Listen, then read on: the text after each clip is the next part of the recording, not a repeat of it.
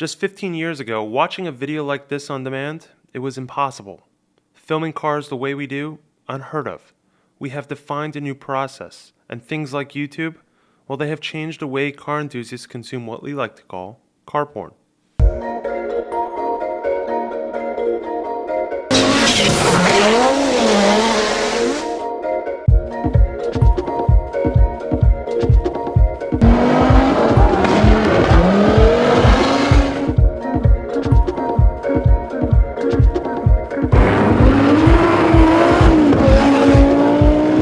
Just finding race or rally footage before the year 2000 was a challenge few sought. We satisfied what we wanted in motoring by looking at magazine spreads. So that meant when we did see footage, it stuck with us, much like this. Onboard footage with Walter Roll.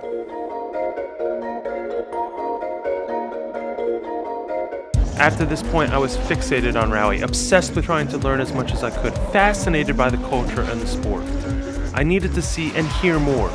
This footage, it spawned my passion for motorsports. And now we come full circle. Welcome to the home of every legendary Audi production car, race car, and rally car. This is Audi Tradition.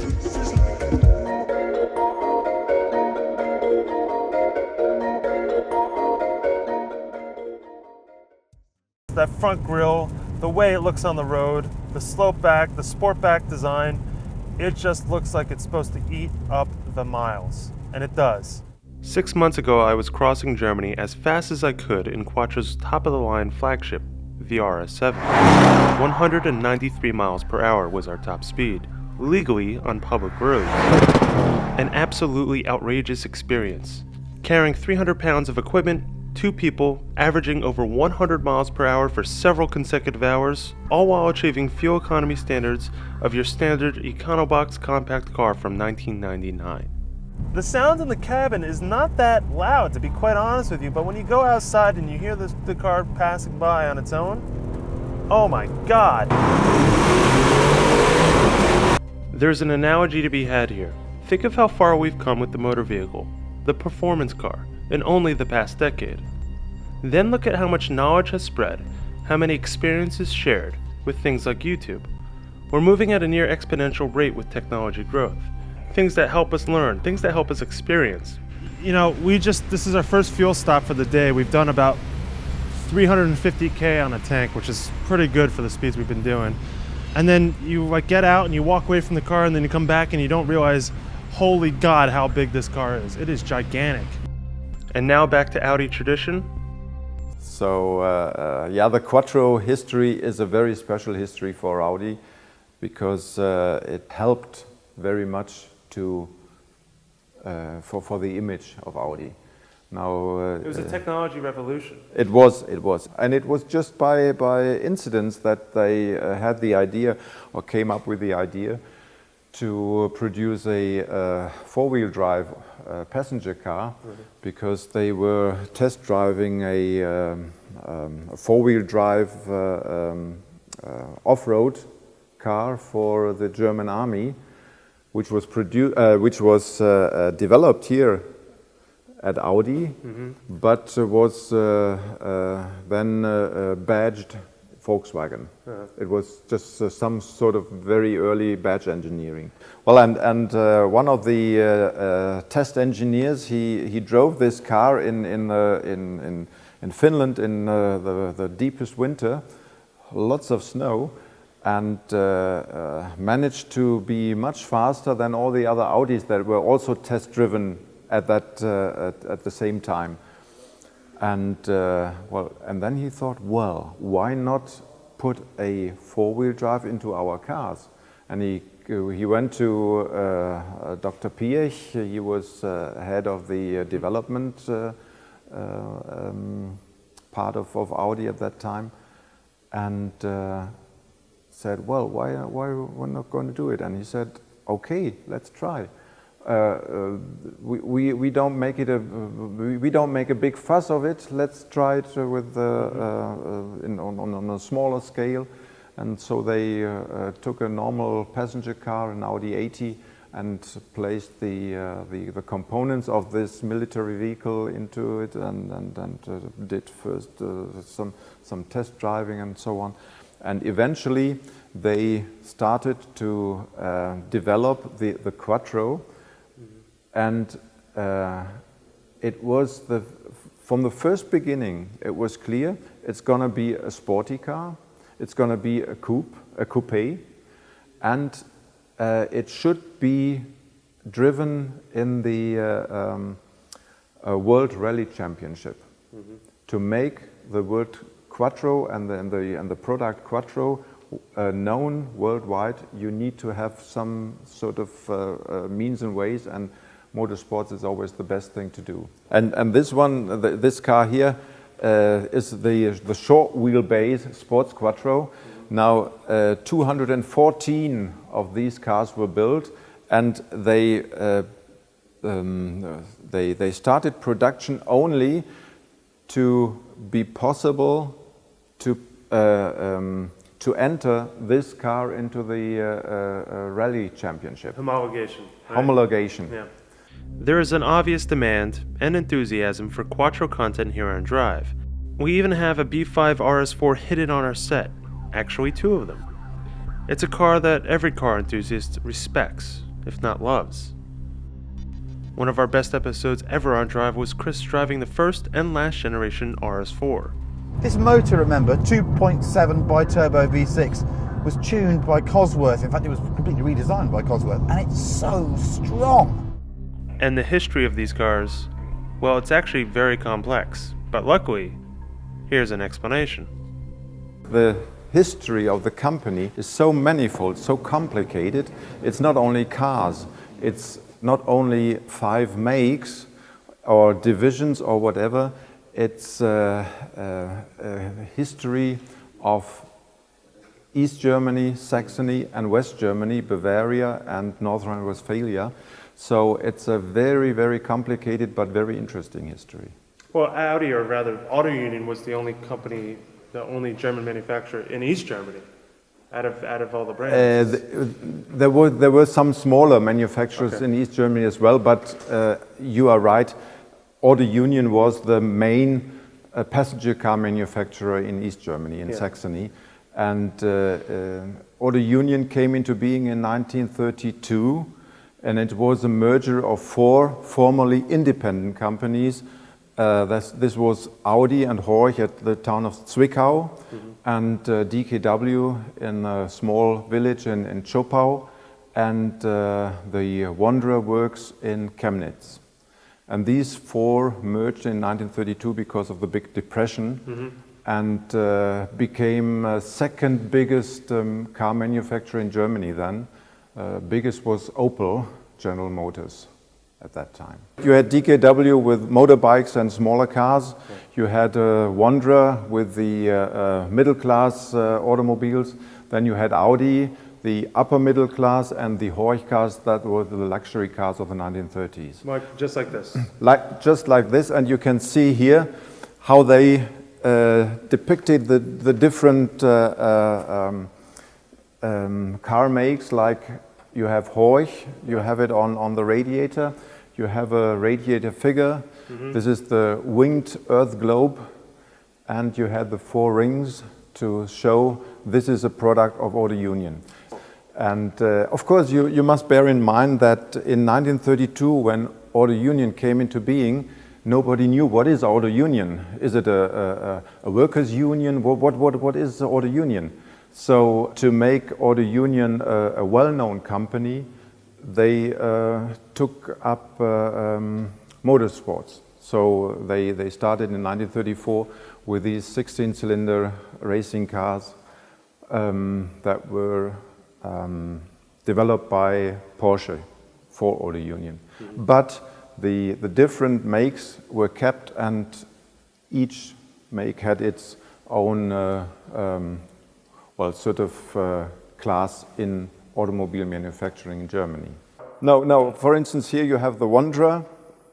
Now you have the W. This is actually 2 W's. It's Wanderer Werke, Wanderer Works. Cool. So, and again, combined with the four rings.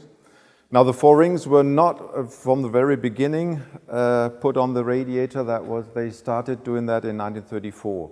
So for 2 years, 1932 and 1933, the cars were not marked as Audi Union products. Here another Horch. Again, you can see the globe. But then you have this one. This is the one. Right? This is the number one. This is the number one. Introduced with Audi in 1923, when Audi was an independent company, and actually the history of Audi is also very interesting. The Audi company was set up by the Horch founder August Horch, and in 1904 he established his company in Zwickau. Mm-hmm. There he got cross with his financiers because he was very much into motorsport. Mm-hmm. He spent a lot of money in motorsport, and his financiers really didn't like it. So he left his company, the Horch company, in 1909. Immediately, or let's say a couple of weeks later, he started a new company. It was that easy in those days, also in the town of Zwickau. And as his name was August Horch, he also called the second company Horch Automobile Works. So it was a funny situation. You had a small town of Zwickau with two automobile companies with the same name. And that was not allowed. That was legally not allowed. So he had to change the name of the second company. And there came up the idea to translate his name Horch into Latin, thus creating the name Audi. And from 1910 until today, you had the Audi company. Keep in mind, these two companies, the Horch company and the Audi company, both set up by the same person. They were competitors then on the market. Cool. Up until 1932, when Audi Union came into being, and then with the merger, Audi and Horch came together under the sign of the four rings. Now, DKW started with motorbikes in 1921, and actually the name was derived, the three letters DKW was derived from a steam engine car which was developed in 1916 during the First World War. And these three letters, DKW, Dampfkraftwagen, which means steam engine car. But after the First World War, they started building small two-stroke engines, and that was their main target, to develop and to put all efforts into the development of two-stroke engines. It was cheap, reliable, easy to maintain. Yeah. And this car here was actually developed or the development started in 1939. It was meant to come on the market in 1940, but because of the war, they had to stop further development. They had 10 prototypes of this car, and we were lucky to find one of these 10 prototypes, the only one left. Guess where? In Australia. Really? Yeah, it's a fascinating story, because the British Army after the war took the car to London to put it on an exhibition to show the German engineering, and then the car was passed on to the Australian Army, and they took it to Australia, and it survived there. It's a fascinating thing. Interesting. And so when did what's this model called? I don't even know. This is called a DKW 3is6. Okay, all right. And the reason why you have this somewhat funny name is because of the 3-cylinder two-stroke engine. It looks so simple. Yeah, it is. It is simple. There are no valves, no valve gear. You have front-wheel drive, which DKW actually introduced in 1931. Was the first manufacturer in the world to build a front-wheel drive car in mass production. And this little DKW, front-wheel drive DKW developed to become some sort of, people's car or Volkswagen in the 1930s. This is another DKW with clearly American design. Yeah.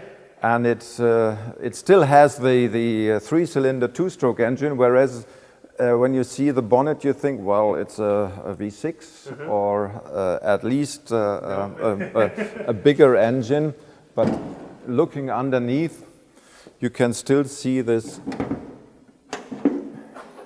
little. It's the same. It's the same engine. A little bit bigger radiator. Yeah, exactly. Slightly modified, but you can see it still has the same kind of concept. That's awesome. Cool. And people called the car. It was called the name of the car was Auto Union 1000 SP. SP stood for special, but people called it the Sputnik because it looked very modern and like a little rocket. And was there any kind of Russian reference there? Oh, well, the Sputnik was something very up to date in the end of the 1950s. So everybody spoke of Sputnik and what was going on there. Okay. So it was in people's mind. But others also said, well, it's a stammering Thunderbird because of the two-stroke noise. Just to explain the bridge between DKW and Audi. Yeah. Now, DKW had always built two-stroke cars. And in 1965, Auto Union decided we are going to produce a four-stroke automobile. And this four-stroke automobile should bear another name. Because DKW has always been connected to the two-stroke engine, they decided, okay, the new model with a four-stroke engine should have a new name, and thus they looked in the drawer which names or makes do we have in our portfolio, and they decided, okay, the new model will be called Audi. And this is one of the first Audis, post-war Audis. So Auto Union stopped DKW production and started Audi production. But the company was still named Auto Union at that time. Okay. What year was that? That was 65. 65. Okay. That was the big change. And 65 was also very important because Auto Union was sold to Volkswagen. Since 1965, Audi is part of the Volkswagen company. Now, you must keep in mind that Piech, who was with the board of directors and in charge of the technical development, he is the grandson. He's the grandson of Porsche, of Ferdinand Porsche, and he owns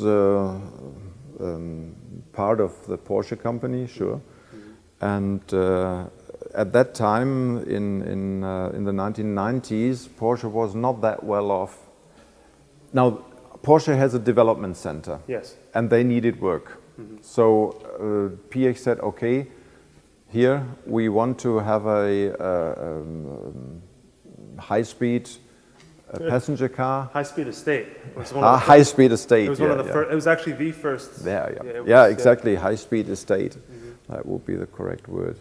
And so they worked together to put this car on the road. And well, it's started the customizing cars for well-off customers. Yeah, there you go. And there you can see Porsche. Powered by Porsche, there you go. Awesome. Some very cool technology. Isn't it? Yes, yes.